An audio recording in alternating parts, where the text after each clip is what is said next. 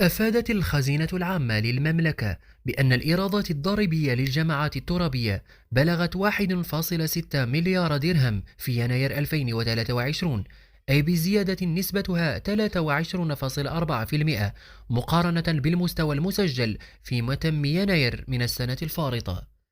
وأوضحت الخزينة العامة للمملكة في نشرتها الشهرية الأخيرة الخاصة بإحصائيات المالية المحلية أن هذا الارتفاع مدفوع بارتفاع الضرائب المباشرة بنسبة 28.9%، وزيادة بنسبة 21.9% في الضرائب غير المباشرة، مشيرة إلى أن الإيرادات الضريبية شكلت 84.2% من إجمالي إيراديات الجامعات الترابية.